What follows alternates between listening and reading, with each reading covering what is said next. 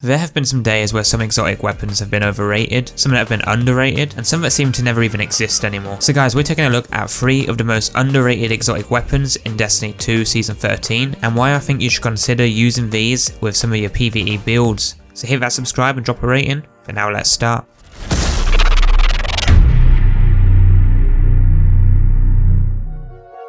First up, we're taking a look at the Bad JuJu. Now Bad JuJu has been around for a very long time and doesn't seem to get much love for a few reasons, and one of them being that it's an exotic primary weapon and people think it's just not worth it in harder activities like Nightfalls. But I disagree with that, and I actually want to hear what you guys think as well, so drop a comment with your thoughts on this weapon. But quickly looking at the weapon here, Bad JuJu does come with an exotic perk, String of Curses, where kills refill the mag, increase damage for a short duration, fires full auto, and grants super energy based on the strength of String of Curses. It also has a masterwork that extends the duration of String of Curses. Now you can get this weapon from the exotic archive and a catalyst from a random drop chance in strikes and nightfalls. But alongside the exotic perk for this weapon, it comes with hammer-forged rifling, steady rounds, hip-fire grip, and short action stock. And this weapon has a really good stability and reasonable range in my opinion. Now as for how this weapon really performs in PvE content is really dependent on your build and activity. You can have a really good build setup where you never really need to reload and give your Bad JuJu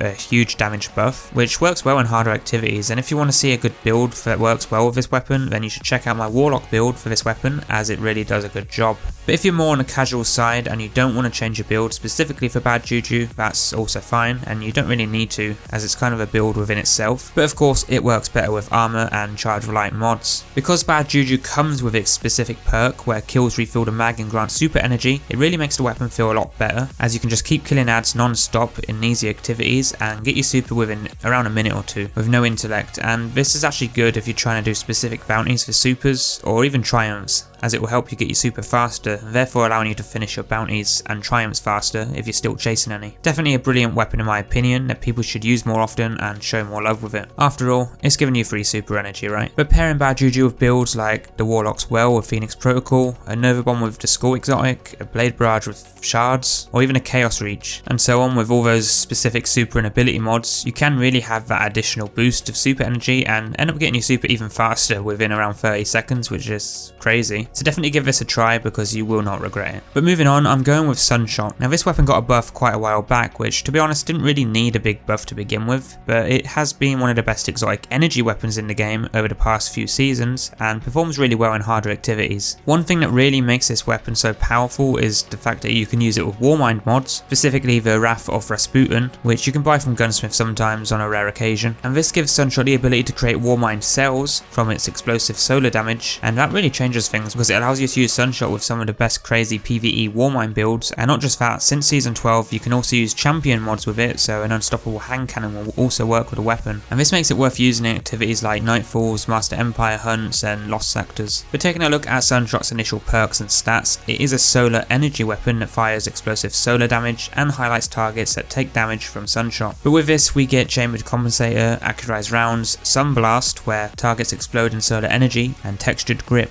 You can also get a masterwork to increase the range and stability, which I highly recommend getting. Now you can obtain this weapon from the random exotic world loot or buy it from Zell on Fridays when he has it available. For the catalyst, I believe you get this from a random drop chance in strikes or the Crucible. Overall, Sunshot is a nice weapon and is capable of doing more than you think. And one of the big reasons Sunshot is so powerful is for its ability to chain explosive kills, and if you pair this up with exotic armor or some good Warmind builds, then you're definitely going to destroy most PvE content. Consider giving this one a try and see how it plays out for you. Finally though, I'm going with Trinity Ghoul. Now I was considering to have Risk Runner here in this place, but I've seen it become more popular in recent history, so I think this one currently takes over. Now Trinity Ghoul got a catalyst drop not too long ago, which makes it so much better, and to be honest, if it didn't have a catalyst then it probably would still be in a lower tier list of exotic weapons. But Trinity Ghoul is an arc energy exotic bow that comes with a specific perk where it fires an arrow that splits when released, aiming down sights and fully drawing the bow. Both decreases the spread, but more importantly has the perk Lightning Rod,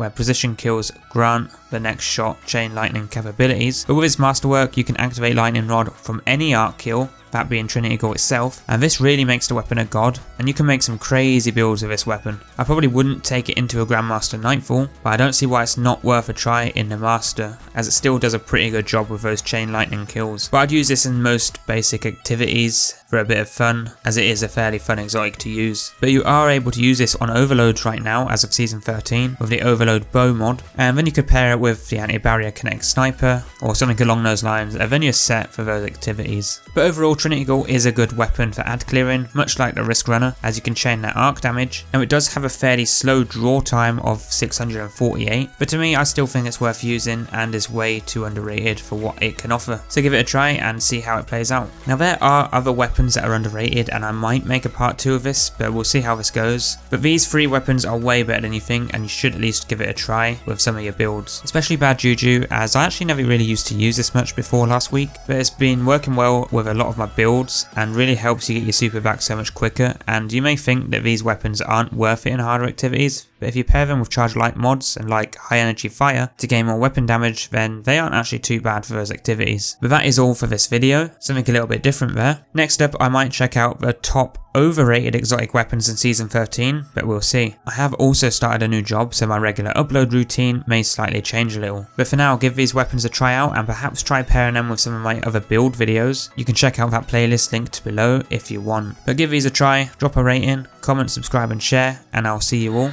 in the next video.